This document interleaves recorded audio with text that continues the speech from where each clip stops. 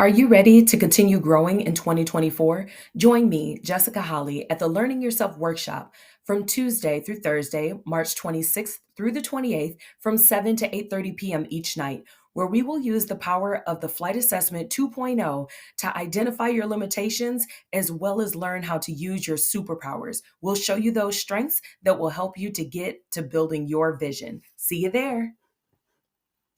Your circle will change as you accomplish your goals and level up.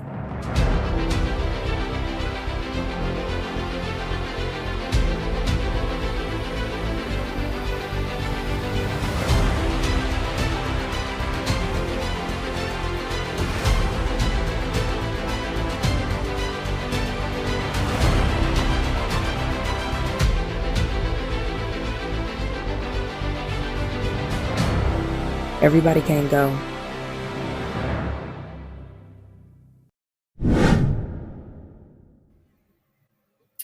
All right, y'all. Happy Wednesday, and we are here for another Everybody Can't Go Convo. This week, I brought to you guys the self-care queen, Miss Aisha Moore, and we're going to talk about some things surrounding how sometimes part of Everybody Can't Go, it is rooted in your care for self. All right. So, with that, I will kick it off with you, Aisha.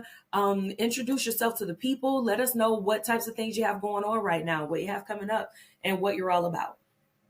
All right. Thanks for having me on, Jesse. I'm so excited to be here because I think we're in this last 4 years or so, people started to really realize what self care was. It's not just treat yourself, all that kind of thing. And I was just there and ready to serve the people. So for the last 10 years, I have been running a company called Self Care by Aisha because I feel like self care is very much a personal thing. So everyone should have self care by Jesse, self care by Mary, right? Because it's your personal thing. And so I'm a coach, speaker, and a trainer. And I work with all kinds of companies across the country to come and bring my message around self care, and that self care is a setup for success and not a setback. But my real love is just working with other women like me who have been on that hustle, hustle, hustle, and realize that when you realize that you need balance, sometimes you don't want to do that because you think it's going to be a setback, but it's definitely a setup. All right, all right. Now, you talked a bit about self care is for everybody. So I know sometimes there's a common misconception that like self care is it's a luxury or it could be expensive or that it's just for those people. So what do you say to people that kind of will shy away from self care as in it they feel like it's not for them? Yes. So there are so many misconceptions about self care to the point, for those of you who might know this academic scholar, journalist, Melissa Harris Perry, she wrote an article some time ago about this idea that we should just do away with self care and focus on what she called squad care or community care. I'm down with that. Like, we need to be taking care of each other, taking care of your friends and stuff like that. But in order to be the best squad member for squad care, we have to take care of ourselves so that we can show up fully. And part of her argument was about self care being an indulgence, self care being expensive. But if you know of the author Audre Lorde, she talks about self care as not self indulgence, it's an act of political warfare. So when you think about it that way, you think about it very, very differently, and it's something that everybody needs to do. And so I believe that most of your self care needs to be free, because the time when you need self care the most are times when you probably don't have as much money. So, or like you're being pulled in different ways. So the times that you need self care the most is job loss or loss of a family member, all of that kind of stuff. That's when we need it the most. And if we have to pay for everything, we have to go outside of ourselves and outside of our homes for self care, it's not going to get done. So some examples that like everybody skips over, right? Self care, and they're like, oh, I got to go on a 5-day retreat to Jamaica. Like, right? Every time people start with self care, they start with the expensive ish, right? But can we just get our 64 or 70 ounces of water a day? Can you eat another fruit or a vegetable? Can you put your phone down and actually go to sleep? I mean, I guess water. I guess some people do buy water, but for the most part, everything that I just mentioned are things that don't cost you anything, and they're really the basic things of self care that everyone skips over, and we straight go to like get your nails done. Clearly I get my nails done, right? But that to me, that's one of the indulgences. If my nail is broken, like before I got this set, I think I had 3 nails broken on each side. Now, by me going to get those nail repairs and get my nails done again, that's all I did was get my nails done, right? I did not solve like anxiety. I didn't learn how to set better boundaries. I didn't learn how to have a better conversation with someone. I didn't get rid of a backache or whatever. I just got my nails done and that felt good, right? But that's not the totality of my self-care. And most of the issues that people have, when I ask them what's stressing them out and whatever their issues are, getting your nails done, was not the solution. The solution, the only thing that getting my nails done did for me was so I could stop walking around here looking janky. That's what it did for me, but it did not solve those core things that we're all concerned about. All that pampering doesn't do it. And so standing up for yourself, making sure that you are being heart healthy, managing your anxiety, all that kind of stuff, doing meditation, all of that stuff is self-care. So anything that you do to build your resilience mentally, physically, spiritually, emotionally, financially, that makes yourself feel better, whatever you do, that's self-care. That is self-care. But it needs to be giving you tangible results. That's the part that people miss. They do a lot of stuff and like, well, I don't feel better because you picked the wrong thing. So we can talk about that later, how you pick the right things. Okay, cool. So, in the space of doing some of these self care things, would self care kind of become an everyday habit for people when you're really embracing bringing that into your life on a regular basis? Yes. So you can be doing self-care, but I think everybody needs to get serious about self-care. And in order to be serious, you have to do that every day because the thing that's serious that happens every day is stress. So if your stress happens every day, then self-care needs to happen every day. Self-care doesn't happen stress for 59 days, and on the last day of the quarter, day 60, then we do our self-care. We didn't let it build up. We didn't let it, we've fallen apart. Our body is mad at us like, hello, hello, hello, hello, hello, do something for me. Our bodies are screaming out to us. We wonder why our eye twitching, all of that stuff, because we've let that stress build up in our bodies. And so by doing it every day, because stress happens every day, stress, bring it down, stress, bring it down, stress, bring it down. You got to bring it down every day. Because if you keep that stress constant, when you try to bring it down on day 60, your body actually won't even listen to you. Because it's like, oh, no, no, no, no. We need to stay here because normal is stress. Because that's what your body's trying to do. Your body wants to just be in its normal state. And if your normal state is stress, it's actually even harder to come down from that stressful state because your body will even fight you on that because it's like, oh no, well, but this is our normal. Why do you want us to not be normal? Even though stress is being very detrimental to your mind, body, heart, and soul. Wow. Okay. Yeah, that's one thing that I never thought about, that your body may, once that stress becomes normalized within your body, that your physiological response can affect that mental response and you won't be able to calm down. For example, like you said, on that day 60, that makes it harder to practice that self-care when you put it off for so long.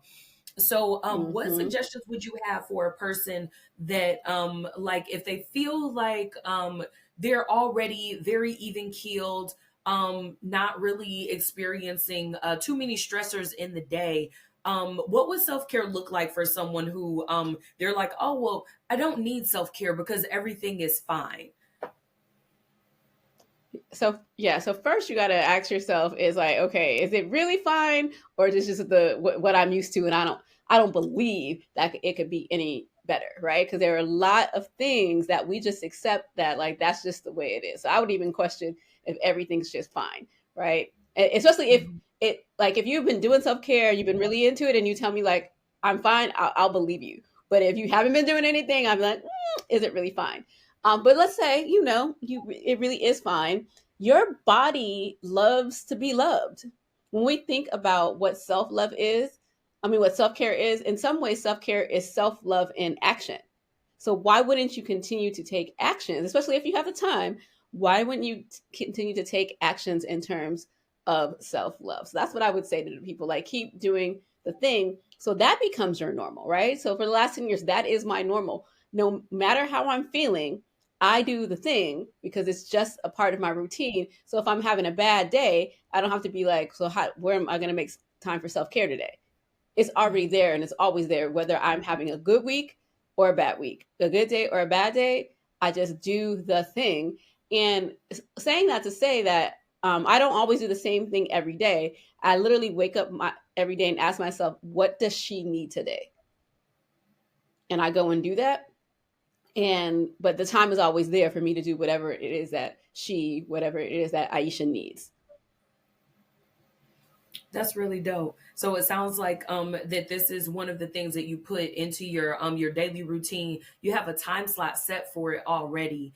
So it kind of I won't say it doesn't matter what you fill into that time slot, but the point is that that time slot is there for you to fill in whatever it is that you need, even if that thing that you need is to do absolutely nothing during that allotted amount of time that you have for yourself. So I really like that idea and that concept to always have that specific time set aside for yourself. That way that, once it's a part of the routine, you never have to miss it. That's awesome.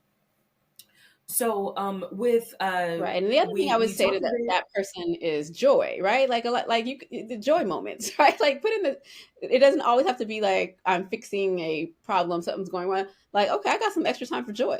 I got some extra time to listen to like right this week. I'm listening to nothing but Raphael Sadiq because he's amazing, amazing, amazing writer, songwriter and singer. And so that's what I've been doing with my week this week is enjoying my music, being intentional about like making sure the sounds that are around me are something that I enjoy. Like we people make it bigger than it needs to be, but you definitely need to be intentional. If there are problems in your life, make sure you're like, okay, I got problem A, problem B, solution B, kind of thing. Like really think it through to say whatever it is I'm gonna do, I'm making sure I'm doing the right thing for whatever it is I want to do to make myself feel better. Because that's to me is like about feeling your best. You ain't feeling your best, ramp it up. If you're feeling your best, you have to maintain it, right? You have to maintain it. It doesn't just happen on its own. It's definitely you have to maintain feeling your best. Okay, that makes a lot of sense. So one of the things that put me in the mind frame of and you brought out that word, I was thinking that it sounds like self-care is somewhat of a self-maintenance plan. So how do you escalate this maintenance plan if and when you need adjustments for say you've had a more than usually stressful week or a more than usually stressful month? Do you just continue at that maintenance level of self-care, or do you have would there be ways to like ramp that up to kind of like counteract that stress level as we're moving through, the ebbs and flows of life? Absolutely, absolutely. That's a really good question. So over time, and as I've been doing this work, like definitely concepts have evolved for me. So definitely 2023 was where there was sort of like a shift or evolution for me. Is that I believe everyone should have a self care plan. So that's that daily, weekly, monthly, quarterly, yearly. Like, what are you doing for all these different days and time periods for self care? But then there's also professional care, and then self care plus professional care equals like your total wellness plan. So there are times when maybe, let's say you're a meditator and you meditate for 10 minutes every day, right? So something may happen and you may have to make a switch. You may have to meditate for longer or change the type of meditation that you're doing. So maybe, I don't know, you do mindfulness meditation, um, but then something happens where maybe grief, right? So maybe you need to do some meditations for grief or whatever. So there's sometimes you have to make those switches in terms of duration or just make little shifts in like what it is, like again, how can it be the solution?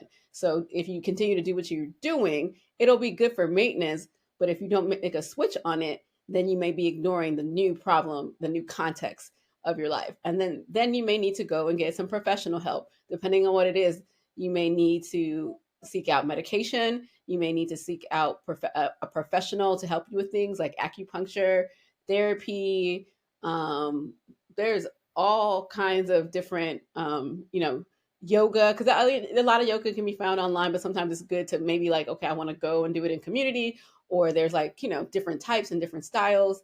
Uh, and sometimes, you need to, there might be just something that you need to buy as well. I'm trying to think of an example. Or like, oh, for me, I need to get some different supplements. I had to get some different supplements. I had to get some ashwagandha in 2023, right?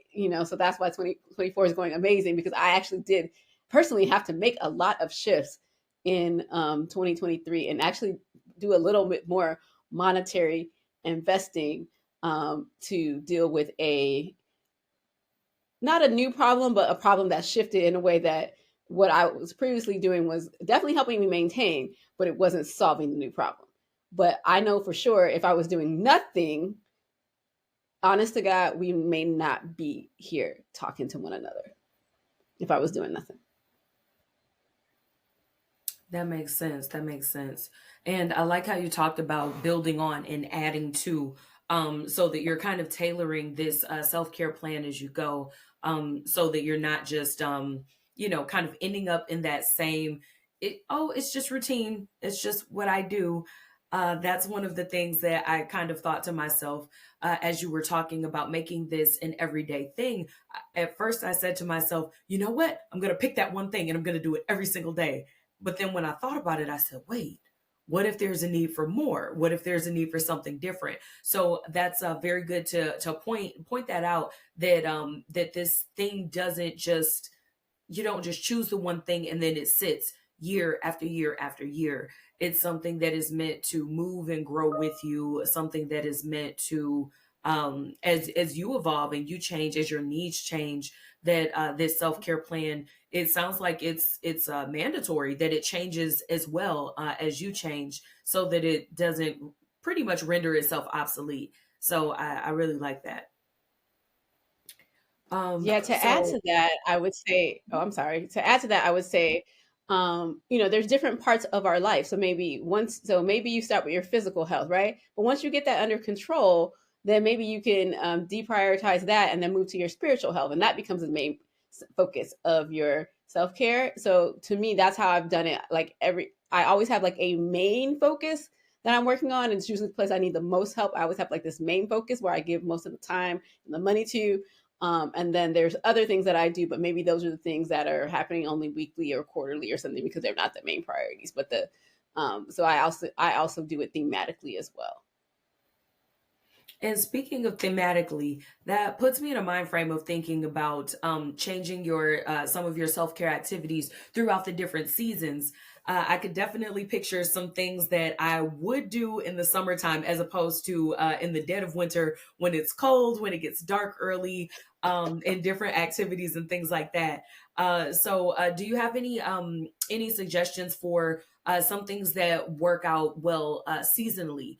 With keeping those things in mind as you're making that self care plan.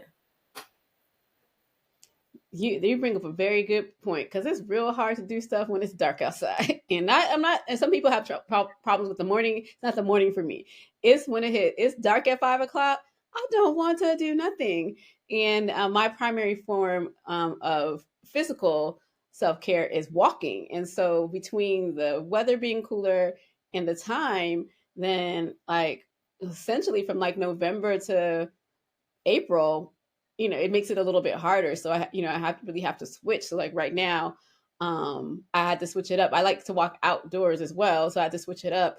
And now I'm walking on a indoor track. So I just have to thug it out for these winter months and go on the indoor track when I'd rather be out in nature. And the same thing, doing more home workouts in terms of like, I've just been doing a lot more yoga and stuff like that, because, like walking is my boo, but Cole, we not friends. So me and my boo is on hiatus right now, right? We taking a little break from one another. But again, the goal that I have in this realm is to be heart healthy. And so I just have to figure out something else to do, because when you just let things go down to zero and you stop working on it, it's like your body atrophies or whatever it is. Like it's hard to get back in the swing of things, right? So I just make sure I have, this year, because walking was was a new habit that I formed last year. This was actually the first winter that I had to figure out when it started getting cold what I was going to do. But I had that mind frame to try some different things because I didn't know what it was that was going to stick, right? Mm-hmm. And so, I got the membership to the walking track, and I used to walk every day outside, but I'm not at that track every day because getting in the car, going over there is cold. I still don't, that's still cold. It's still me having to go outside in the cold, right? So I'm realizing that now maybe for the winter, I should just go ahead and plan, from like November to March to be in the house doing something. And then when April comes, I have a good 9 months that I can be outside. We outside. So, but definitely I had to really think about like, okay, so now that I'm not going outside, like what it is that I'm going to do that I will actually do and enjoy. Because obviously there's plenty of stuff that I could be doing. That ain't the problem. But Mm-hmm. what am I actually going to do consistently that I enjoy? Because you're not going to find me doing nobody's burpees. Never, never. I feel I you. can do it at home where it's warm, but I still ain't doing it. No, sir. No, ma'am. I feel you. Look, once I saw what a burpee was, I was like, oh, for me? No, thank you. There are plenty of other exercises to do. Um, so I I gotta get a grip on myself. That tickled me. Okay. But so I like how you talked about not just having one alternative when you were couldn't walk outside anymore. Well, you could, but did no longer desire to walk outside in the cold. So trying an array of different things until you found the thing that you're like, okay, this is good to take place of my outdoor walking habit when it's nice outside. And so that puts me in the mind frame of making sure that for myself, I will keep a running checklist of some things to try, things that I know are like, this is what I like to do, this is what I'm doing. And then another column where I like to put down ideas for, like, you know what, let me think about that, how to incorporate that into my self care routine. And so I broke all of my self care teachings into three different buckets so that I would have places to pull from. And I will say that that has also helped me with when it comes a time where if I do need that, if I have a more than stressful day and I need a new like self-care thing for the day, that it's like, my quiet time with my book, I think I'd like a bit more than that today. I'd like to have a cocktail, or I'd like to have a sweet treat, or I'd like to go outside with my blanket, and instead of just spending my 15 to 30 minutes, I'd like to spend the rest of the evening taking in the air, just being wrapped up, read a book, scroll my phone, just sit and stare at the sky. Sometimes that, I don't know why, but that is sometimes just soothing for me to just go on the balcony and just like recline back and literally just stare in the sky and watch the birds going by, just, the flora and fauna of nature, and just sit in that. So I came to a point where if I did have a more stressful day, before I made my list, I found myself in a little bit of a panic with not having that, what I would call next level self care thing to do. And that is part of what sparked me to keep my list, so that I would, in times of not being in crises, I would write down and take a log of like, oh, these are some of the things that I'd like to do, some of the things that I can do, so that I was able to go directly to my list when it's like, oh gosh, okay, it's one of those days. Let me flip to this page in my journal.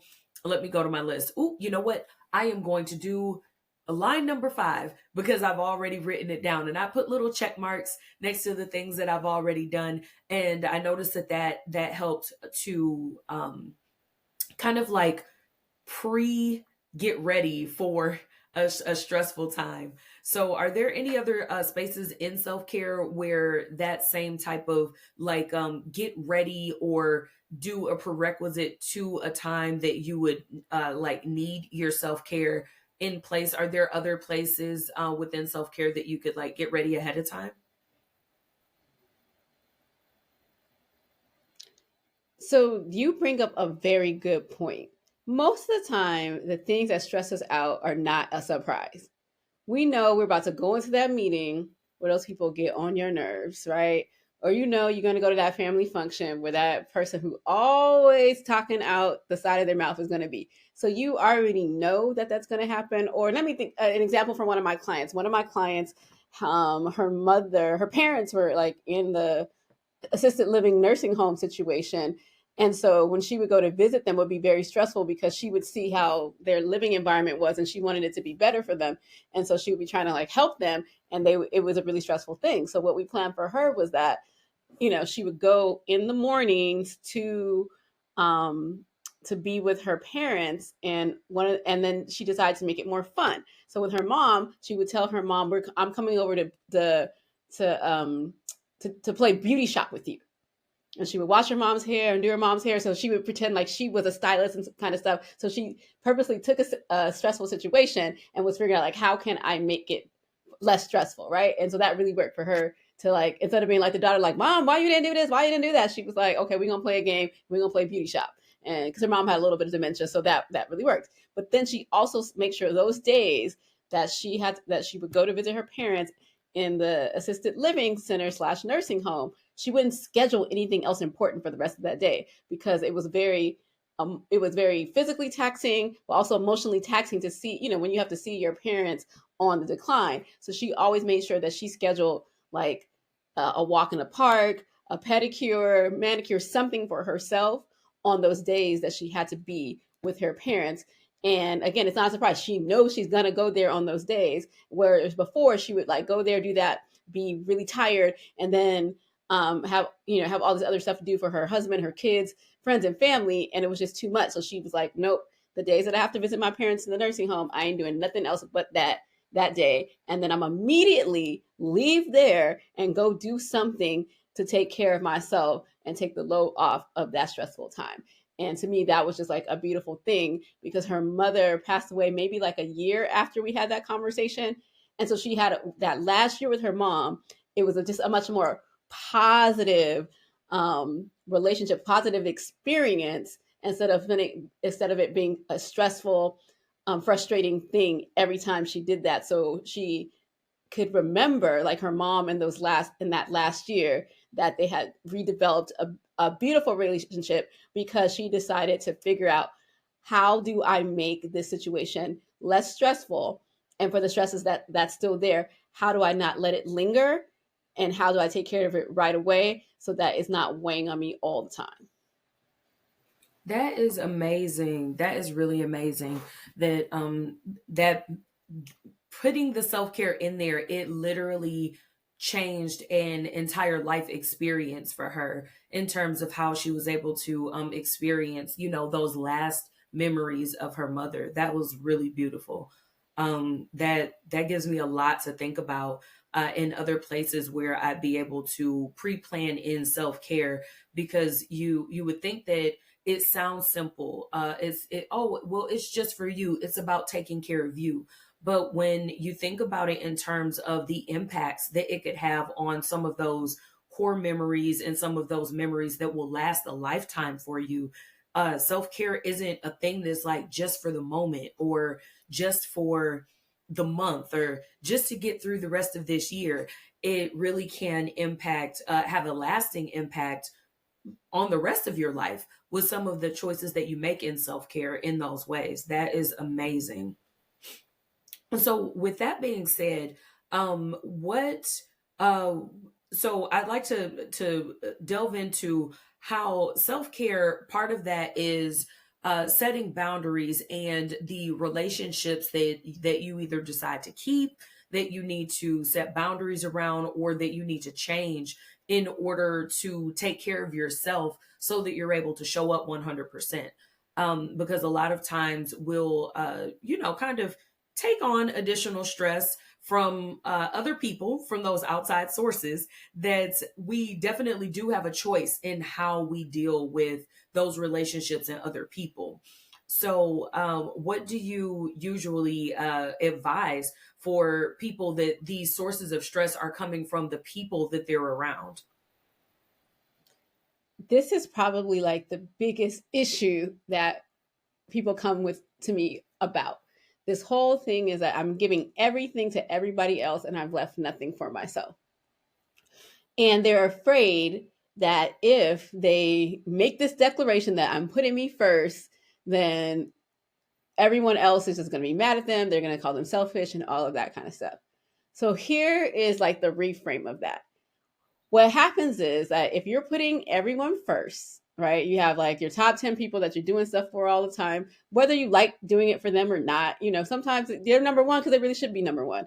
And then you're at the bottom. When people start to realize that you're making that move, they make the assumption that if they're not going to be first anymore, they're going to now be last because you were last. If you put yourself first, they think they're going to be last. They're just becoming number 2.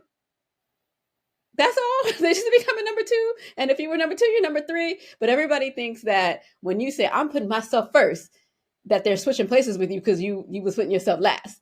So they saw how they unconsciously saw how you were treating yourself. And they know that you weren't treating yourself well. So they're afraid that they're going to start getting treated the way that you used to treat yourself. Okay. But that's really not what happens, is that you become number 1. They just become 2, 3, 4, 5. They don't switch places with you. And then by you becoming number 1, then what you're able to give to other people is much better quality. Because again, you're not giving them your last place effort. They're getting your first place effort, right? So that's one of those things. And that stops people from setting boundaries, because they're like, oh no, that person, they're even the person who is the person who's declaring they're putting themselves first, they're even afraid that like, oh no, now I'm going to start treating people, not treating people well and stuff like that. And that's just a whole mental mindset that is not true at all. It's not true at all. You're not switching places. They're just becoming 2, 3, 4, 5. But because now that you're treating yourself like the number 1, just imagine like if someone treats themselves really well, that means they're going to probably treat you really well, treat you really well in return, because they're not serving you or relating to you from a place of depletion, deprivation, and stress. They are relating to you. They are serving you. They are in relationship with you from a place of abundance and power. So it actually changes a lot. And so that is like the biggest reason, I think, why people don't want to set the boundaries, because they're just afraid that then like the relationship is going to crumble and all that kind of stuff. And it can be further from the truth. So there's that. So that's one side. That's one side that people are like afraid. The second side is the people who are just users. If people who are just users. So this is what I say for those people who can't, that are not reciprocating, that are being crazy makers to you. Go ahead and say a little prayer for them. But you're saying a prayer for them for 2 reasons. One, we just need to pray for them for being messy or whatever it is that they are being. Pray that they can stopped being a user. But then also pray for whatever it is, the root cause that is making them that way. Because a lot of times it's showing up because their damage, there's a deficit, or maybe they're being traumatized by someone else, and then it's flowing over into your relationship, that kind of thing. Like they never got support from whoever, so then they don't know how to support people. So pray because a lot of times we don't know which one it is. We don't know if they just trifling, or if the way they're showing up is because there is a hurt, there's a trauma there. So pray for them to not be trifling, and pray for them to get over their trauma and their hurt. And then, and just leave it to God. We don't try to change those people. We just move right along, kind of thing. And definitely have to set that boundary in those relationships. Right. And there has to be some kind of mutualism there. And when I say mutualism, I don't necessarily mean reciprocation, because sometimes that person doesn't even have what you need, right? So they can't reciprocate because they can't do that. What you do for them, they can't do for you. That's just not even the flow. But if when I say mutualism, if there's like that gratitude there, even if they can't reciprocate that gratitude there, then to me it's still mutual, right? So, but if we start to see that not only are they not coming through and they're not grateful about it, you got to go. Everybody can't go. No gratitude, you can't go. Okay, I feel that. So it sounds like there's a bit of analysis needed when you're deciding what to do when it concerns other people and your self care. Are there different I'd say, are there different ways to kind of like move into and out of the different relationship dynamics based upon your needs as you begin to take care of yourself, right? And as we talked about a little earlier, sometimes we're at a heightened stress state, or it may be like the busy season at work, and you have not only less time for other people, but you also have less time for yourself. What are some ways that you advise people to be able to have those conversations and kind of step forward with the, hey, so it's not you, it's me. I need a bit more time to myself, so I have less time to pour into this relationship right now, because I know that from if you work in retail from November until pretty much MLK Day, like your time is not your own. Like, you're working longer hours, the store's opening earlier, it's closing later, you're on your feet all day, constant traffic into the stores.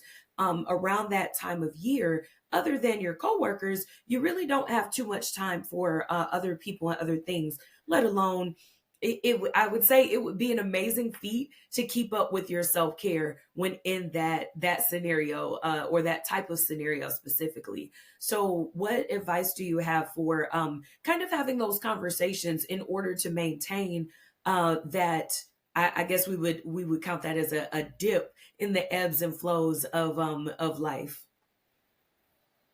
Yeah, yeah. So let's talk about the conversation first. So we'll just go with the fact that what you said is true. And so just asking for help, right? Just asking for help off rip. So I used to have to travel a lot, and I would have busy seasons, and I would still be trying to do all the things I need to do. And then one day I realized I just needed to tell my significant other that, like, this week I need you to pull a little bit more weight. Like, this week I'm not going to be able to cook. So we're going to have to decide whether we're eating out or you're going to have to cook, because I just don't have it in me to be able to do that. And so just having that conversation was a revolution for me, because before I would just keep trying to do it all. And it wasn't, I wasn't getting good results. I was never doing it all. That's the thing. Everyone's like, I try to do it all, but I haven't met anybody who actually is able to do it. So why is that the goal? So that's my first point. The second point is that there is nothing that makes me decrease my self care.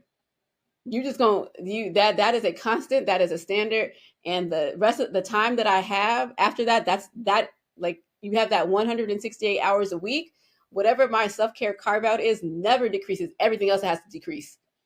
Everything else has to decrease. So whether that is like, no, I'm not going to the grocery store, I'm Instacarting. Whether that is whatever that is, all that other stuff has to change. I don't. We do. I never dip in to my self care ever, ever, ever, ever. Like, is that part is finite. Everything else is flexible, but that is not negotiable for me. That time is not negotiable. So I like that, and I'm like, that don't even resonate with me.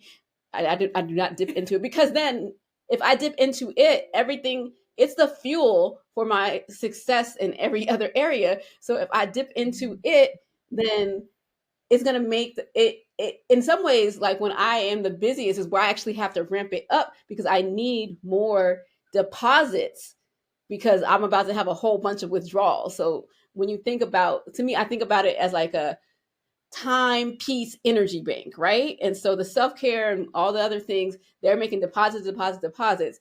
And then all the stressful things are being busy, that's making withdrawals. And whenever, and it, like, just like your bank account, if you have more deposits than more withdrawals and deposits, you're bankrupt. So I don't want to be in self care bankruptcy. So in some ways, I always have to make sure I'm staying balanced. And if I know these the not the deposits, if I know the withdrawals of peace, energy, and well being are about to get depleted because it's busy season, then I need to, like, really, really, really double down on self care and what I'm already doing. And I also need to be thinking about, okay, so given that it's busy and I'm going to be more stressed, do I need to be doing something, like doing some different things, because I need to make sure that the busy season doesn't take me out. So yeah, I actually, for me, I'm like, I'm doubling down. When I know it's about, if I know it's going to be busy season, I'm doubling down on self care, because Y'all not gonna do me. Mm-mm. That is I'll really quit you before I quit my self-care. good.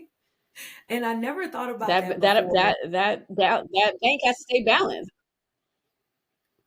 Yeah, that balance is super important. And that is what until this conversation just now, I never thought about it that as things get busier in life, that that is another thing that should also get more time dedicated to it, because you're right, that does serve as like that base fuel to get through and get everything else done. So now like my wheels are just turning and I'm thinking about all these different things where I'm like, huh, not the normal 15 to 30 minutes a day. Sometimes there will be times where, and I'm actually thinking backwards, there may have been times where I should have dedicated a full hour every single day during a season, and it literally just never occurred to me that I needed to make a bigger deposit. I needed a bigger deposit because I was making greater withdrawals. So that is awesome. So I don't know about you guys, but that is a look, major key, big gem, Bars. like right. Hashtag bars, all of that for me, because I like my mind is blown that I never thought about that before. Like, you out here changing lives one podcast at a time.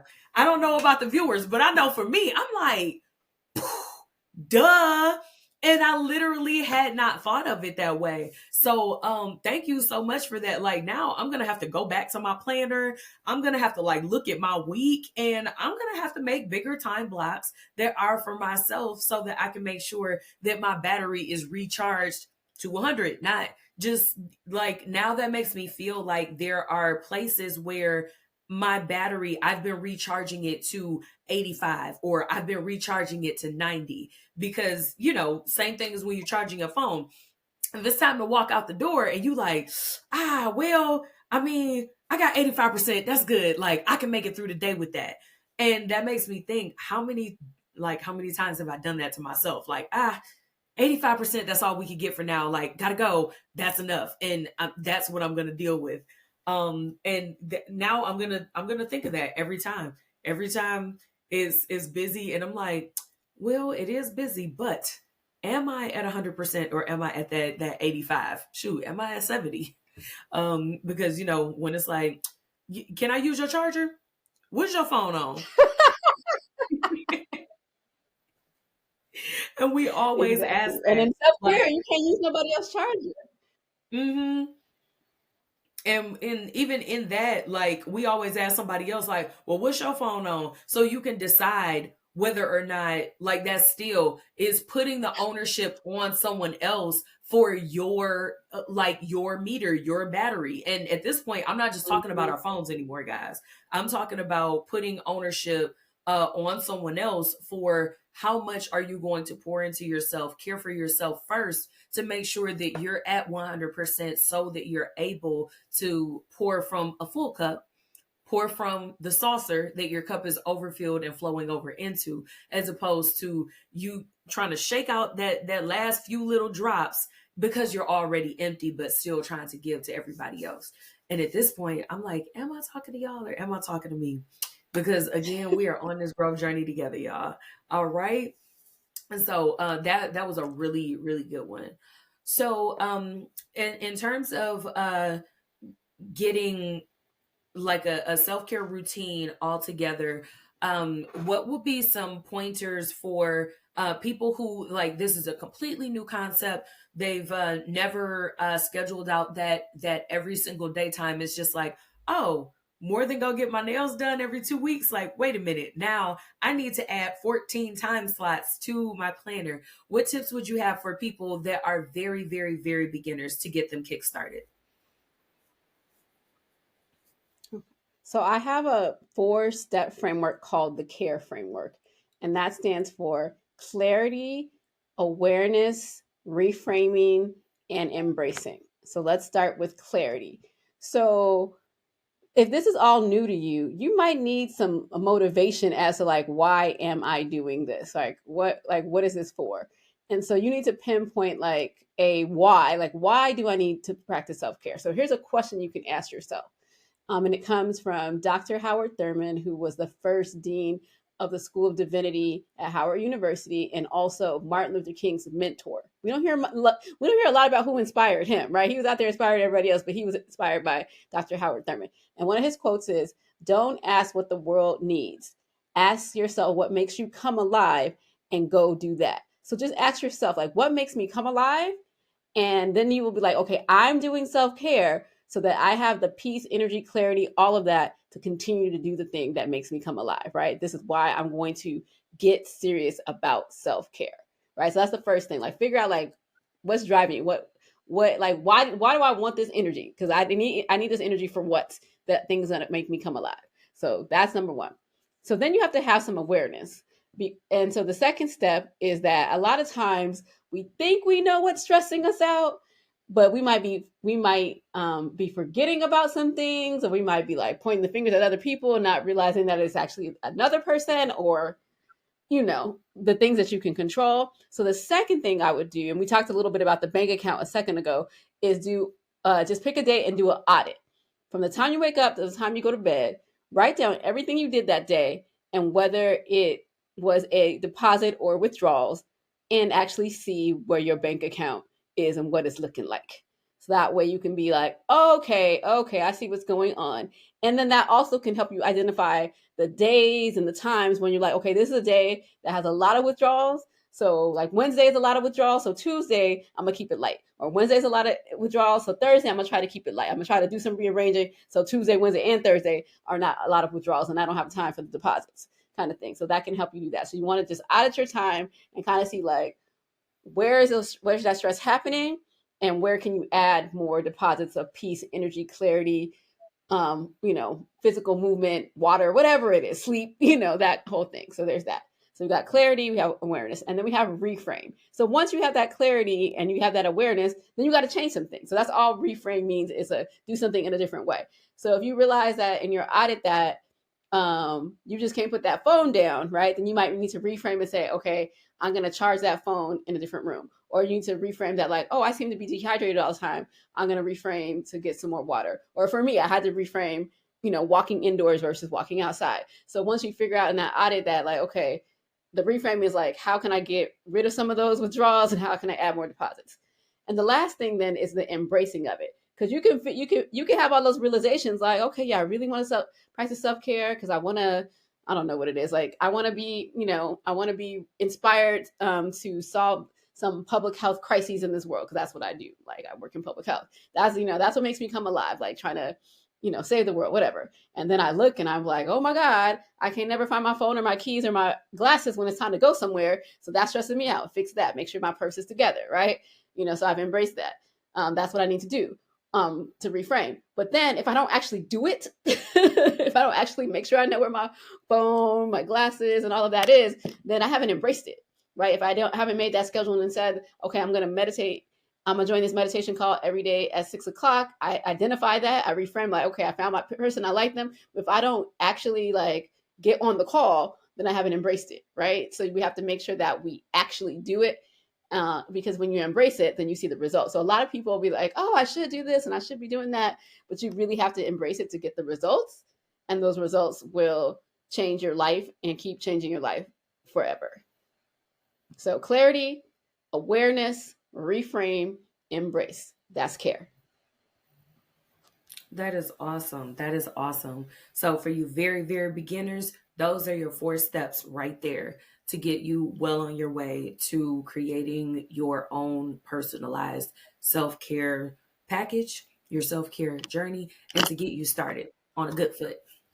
Okay, now for those of us who we have already begun to practice self care, we may be like intermediate slash novice users. What would be a couple of tips that you would give us for ramping up or improving our self care?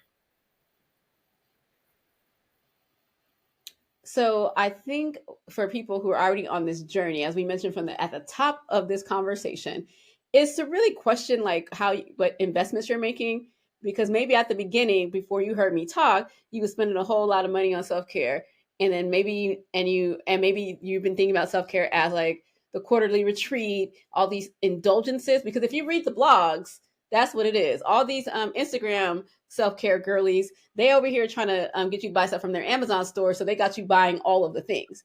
So I think I would want you to go back and look at your audit and say, okay, so are the things that I'm doing, are they really addressing the things that are stressing me out? Because that's what I see. People miss the boat.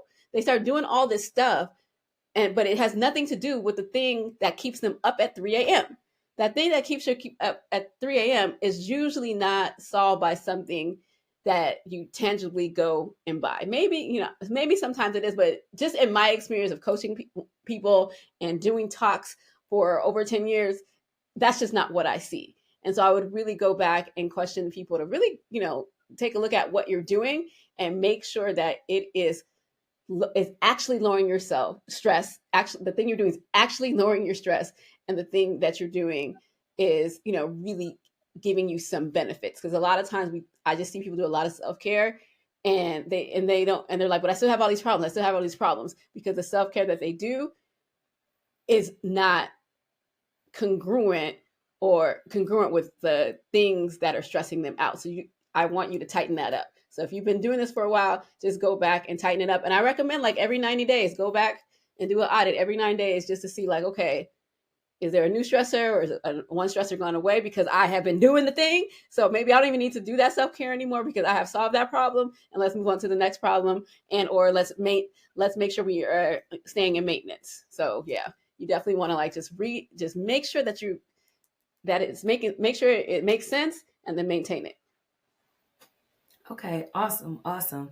I definitely have a handful of notes for myself and different things to implement as I take my own audit and make sure that I'm refreshing it more often.